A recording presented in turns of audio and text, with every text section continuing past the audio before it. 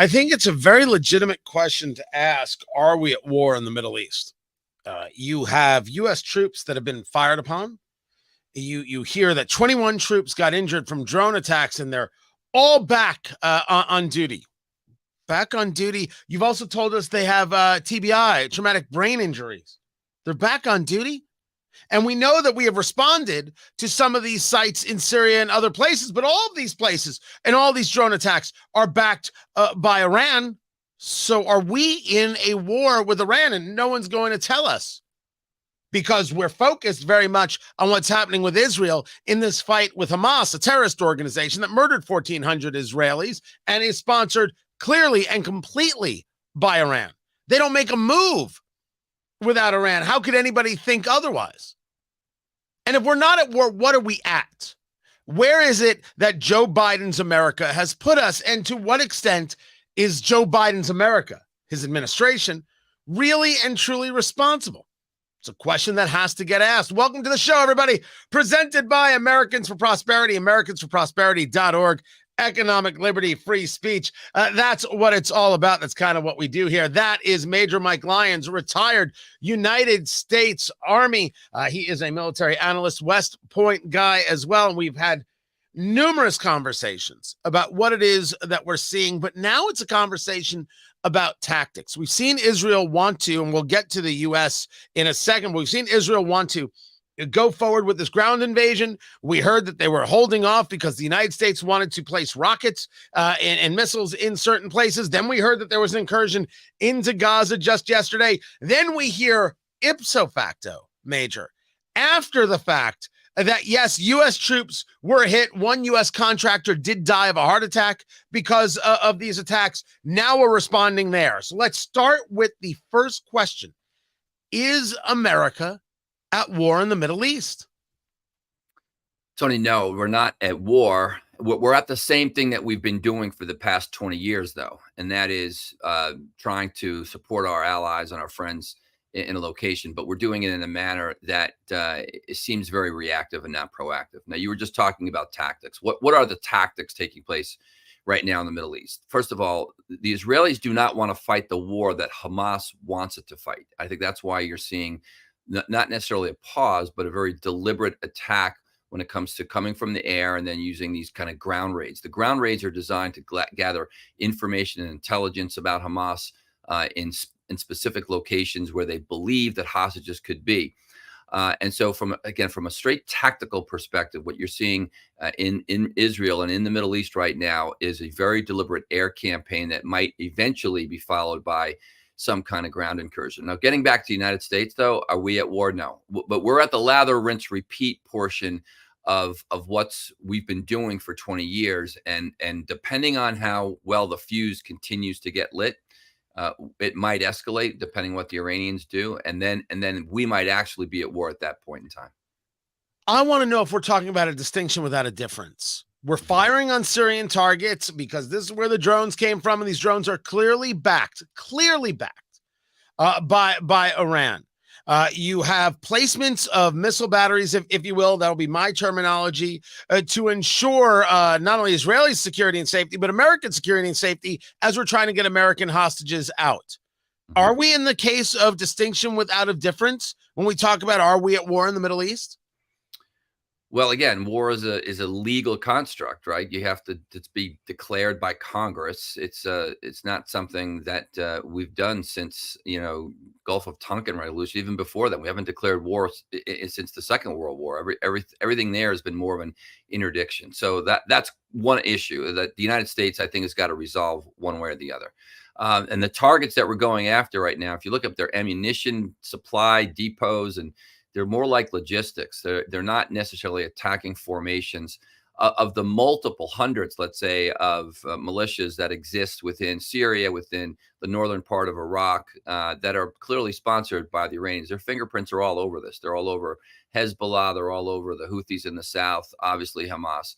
And the question is, so what is the United States going to do to deter Iran from doing this? And we don't have successful deterrence. They don't care about our nuclear capability. And the only thing we can really do is to provide some kind of assistance to Israel as they as they try to defeat their enemy in the south in Gaza right now. You mentioned Yemen and the Houthi rebels, and we know that there were shots, missiles fired, and we had heard that some of the missiles were taken down by American forces, some of the missiles taken down by Saudi forces. Do we have an idea of how many rockets were fired?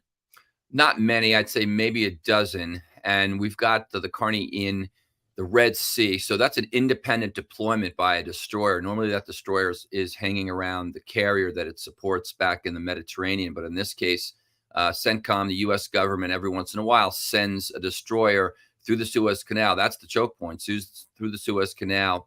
So it could react in Yemen. It can react, come around the coast up to Mogadishu, potentially get in the Persian Gulf. We haven't kept a carrier in the Persian Gulf in a long time. And perhaps this might restore that thing we once did, but no, it hasn't been much, and there've been ballistic missiles. There've not been this like long range, really threatening missiles from that perspective. You have to wonder where the Israeli Navy is. The depth of the threat of the missile as opposed to the missile being launched. Yeah, no, I think, in some ways from the U.S. perspective that matters. The bottom line is this: the United States. Any kind of deterrence for the United States in the Middle East right now has got to be based on proportionality, right? It's got to be based on what they fire, what ends up firing back, because we could fire back tenfold. We can fire a lot greater things that are being more accurate. And I think that's why you saw that attack that was made on the logistics and the supply chain that's inside of Syria. That's not Israel's deterrence, though. Israel's deterrence is disproportionality. They fire 10 times. So one rocket's fired into Israel, they respond with 10 times the amount of response back. That's how they have to deter their enemy in that part of the world.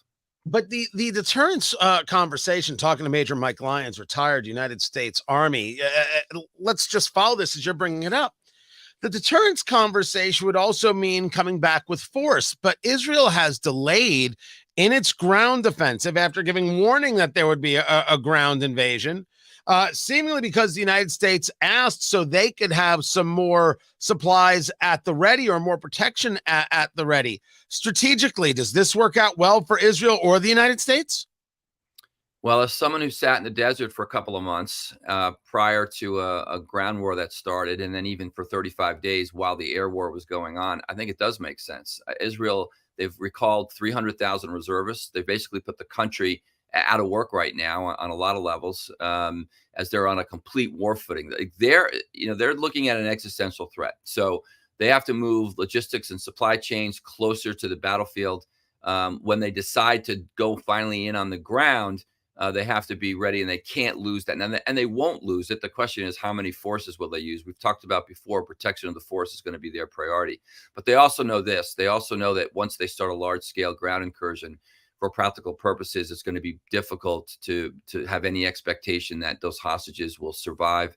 And I think that's the moral ambiguity that they're coming with to the conclusion right now as they prepare what could be a very large scale ground invasion. It was John Kirby who stated that the ground invasion is up to Israel and not the United States. Listen. As we know, President Biden has been counseling Prime Minister Netanyahu and the rest of the Israeli government on this potential ground invasion. What's the latest on that? Do you expect Israel to hold off longer? That's going to be up to the Israeli Defense Forces. They get to decide when their military operations are conducted and in what manner. We're not dictating terms to them. But as you heard the president say the other day in the Rose Garden, certainly if we can take some time to get more hostages out, that's something that we all want to be looking at. So he's saying that this leads to opportunity. I think other people might think that leads to a bit of weakness, giving the opportunity for Hamas to regroup, retrench, as someone left a comment for me. But then there is the Iranian Foreign Minister, who was allowed into the United States, was allowed to travel to the U.S., allowed to speak in front of the UN, and this is what they said. I say frankly to the American statesmen who are now managing the genocide in Palestine that we do not welcome to expansion of the war in the region. But I warn, if the genocide in Gaza continues, they will not be spared from this fire. It seems to me Major, talking to Major Mike Lyons, retired United States Army. That's a threat. It seems to me that that's Iran at the United Nations, a guy who could have been arrested on the spot. Never mind, should have never gotten the visa to get to the United States, just engaged the threat of the United States and Israel at the United Nations. How else is this taken? Yeah, I've talked to folks over the weekend, former military, and I tell you, there's no question that we're losing patience with the Iranians, and maybe one day we'll elect a leader that feels the same way. In that, from what they do, from what they support, and how they sponsor terrorism, they're gonna push this thing to the point where we're gonna have to respond, and I think that's what's close to being made right now. The Israelis are already there, so they've declared war. They're already at the spot where I'm sure that if they find Iranian conspiracy, or they find any kind of a way that they're involved, that they'll attack. If the Iranians are dumb enough to attack U.S. forces in a larger scale, or whatever the case may be, especially on the sea. So, for example, I mean, the Iranian Navy could be at the bottom of the Persian Gulf in 48 hours if the United States and the Israelis wanted to be. This whole premise in Middle Eastern peace is based, again, on this lather, rinse, repeat of the terrorist attack. The Israelis respond disproportionately. The world puts pressure on the Israelis to stop. The terrorist groups regroup. They get supported by Iran, and the whole cycle starts again. The Israelis are not putting up with it anymore. I want to make sure we understand the concept of disproportionately, because very often from allies of Hamas, which we're seeing in Congress and college campuses across America, that means they're responding with force. I think you're arguing responding with not enough force being disproportionate. No, I'm arguing the Israelis will always respond disproportionately. It's their only deterrence. And at this point now, when they say they're going to destroy Hamas, that's what's going to happen. They're not stopping until that happens. Whether that means that the entire northern section of Gaza is completely flattened and it's uninhabitable, well, then that's what it means. There's going to be no pressure on them that's going to allow Hamas to negotiate, to come back. They're done. That's why this is going to take a long time. So I think the world in the Middle East, it keeps thinking that Israel is kind of kidding, or they will just, basically get pressure from the United States and the rest of the world. They're not taking any pressure anymore. This, again, they're at war. If you listen to their defense minister, he said it's a time for peace and it's a time for war. They're at war right now. If that's the case, why you're agreeing with the ground delay? Yeah, those two things don't seem to jive for me. If this was Israel serious, wouldn't they go when they think the moment is to go? Well, yeah. Well, that's why. And I think they don't think the ground invasion works right now because they haven't softened the targets enough. They haven't. I mean, if you're taking an air campaign for 45 days and you're that relentless attacks that's going on there, by the time the ground forces come, you're not going to be ready to fight anybody. You've been cut off of food. You've been cut off of water. I think this ground war starts potentially subterranean. They're going after those tunnels. They'll be flooded with seawater. There's going to be so many very creative things that they're going to do when it comes to taking down this enemy. So sure, no, I think the pause makes sense, and they go in their level. If Hamas wants Israel to start the ground war, so they could film and see great destruction and things that are happening, Israel's going to just take their time, protect their own force at the same time, but again, knowing full well that the hostages will be at greater risk. So now let me bring you to a statement made. This was an interview done with a Hamas spokesperson. I wanted you to see this and get some of your thoughts. It was a military operation. It was directed for military purposes, for the military sites. Well, hundreds of civilians were killed. And for the military soldiers who imposed sanctions and collective punishment against our people.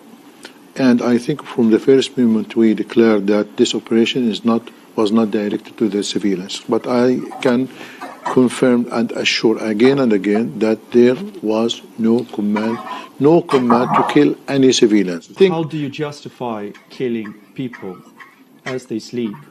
Families. How do you justify killing hundreds of people? I want to stop this interview.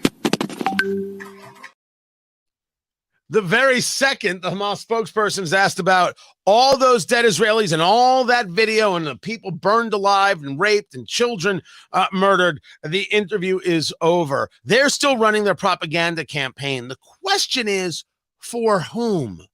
Where, if you tell me for the college students and for people like Congresswoman Rashida Tlaib, I'll agree with you. But really, we're talking about something on a global scale here. This kind of operation, who is this working for? Yeah, I don't think a lot. I think this their time is running out. The bottom line is these Middle Eastern countries don't like the Hamas, and they don't like the Palestinians any more than anybody. There's an expression that says, Iran is willing to fight and the Middle East is willing to fight Israel down to the last Palestinian.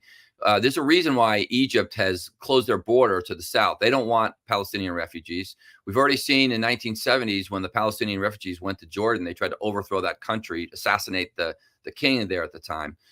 For whatever reason, this tribe, this group of people, just cannot live civilly within the rest of the world, and especially next to the Israelis. And so that was a joke. And the fact that the BBC gave that guy any platform is what Israel's concerned about right now, frankly.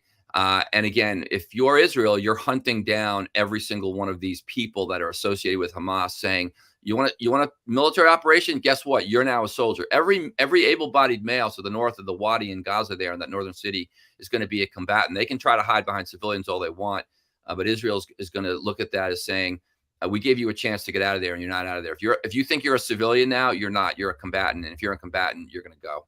So I started this conversation, Major, talking to Major Mike Lyons, retired United States Army, about tactics and asking the question, is America at war in the Middle East? And yes, you're talking about a legal construct in terms of war, but I don't think there's any question that we're clearly now in some level of fight and some level of protection, and certainly seeing American soldiers being injured. I guess where we go to is exactly when it comes to tactics, is this government, is this administration, our administration, prepared to actually engage in some level of fight? And where do you think the Israelis go if a ground invasion will indeed come? What do you believe that leads to? So the administration prepared, I'm not sure. I know the military is. I know we've got two carrier groups there. They're ready to go when the time comes. This administration, kind of like the Obama administration, is going to do everything they can to appease the Iranians. That's just the results of everything that I've seen from them.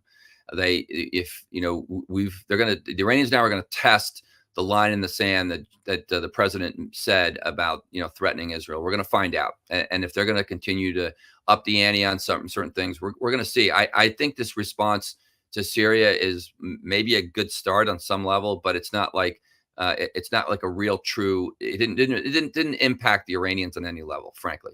So it got their proxies. But the issue is, once Israel commits to that ground offensive and has more troops down there, they've got to watch that northern border, that northern flank. If Hezbollah decides to roll 100,000 troops across the border, they threaten Tel Aviv. They have hundreds of thousands of rockets. They can do a lot more damage than Hamas does in the south. And now again, Israel's faced with an existential threat. Then there's no question U.S. forces will have to declare war against somebody, because the level of military. Wait. U.S. forces don't declare war. We both know this. I understand what you meant. Right, Congress is going to declare war. Right. But you bring up this tactical. Is the issue of a ground invasion in Gaza because of the fear of a Hezbollah retaliation to the north? No, it overcommits, right? So you put a ground invasion, they're going to need 100,000 troops or so in the south, likely mostly the active duty forces that are there, the Gavat Brigade. There's brigades down there that have been focusing on this for years. But they still have to keep their eye. The Golani Brigade, for example, in the north, they're not leaving the Golan Heights. They're not going to leave that area there. They have to maintain 360 security within their country. So they'll commit a major offensive operation in the south while potentially thwarting another invasion that could happen to the north. It's the nightmare scenario. If the Arab countries decided to get together back in the 70s, if countries got together, the Egyptians, the Syrians, the Jordanians, if they decided to mass their forces, Israel was in big trouble back then. Now, these are not nation states. They're terrorist groups and proxy armies and proxy militias. So the world's different. but they still have capacity. Is there anything that shows you that, aside from the United States, other nations getting involved? Not yet. I would think other countries who had their citizens as hostages would be outraged. We've seen this, the virtue signaling from the French and from some of the European countries that try to get, want to try to thread the needle on this. But it's going to take a Saudi Arabia, it's going to take a Qatar, it's going to take another country to really come down on the side, support Israel. Maybe even the Jordanians, if that's possible, as a neighbor. It's going to take that, and until that happens, until Israel has a Middle Eastern ally, the Iranians are going to go for the lather, rinse, repeat on Israel. But Israel again is not putting up with it this time. So, not putting up with it this time is something that you've said before. I'm now circling back to that. If they have to worry about what happens in Gaza because they might have an offensive on the northern border, that doesn't well comport with the idea of the Israelis aren't going to take this anymore. Are they committed, based on your knowledge base, based on your contacts, are they committed to a war on multiple fronts, including having to deal with Iran from drones or in other ways, missiles coming from Tehran, if you will? Are they committed to fighting this on three fronts? Does Israel see this not just as the existential threat? We hear that expression all the time. Do they see this as the make or be destroyed moment in their history? Yeah, I do. I think so. People I've talked to say the same thing. And the fourth front would be that over the horizon into Iran. They'll go after their industrial capability. They'll go after military targets. They'll go after their equivalent of the Pentagon, for example, their Defense Department. They'll go after their Navy. Again, their Navy will be in the bottom of the Persian Gulf within 48 hours.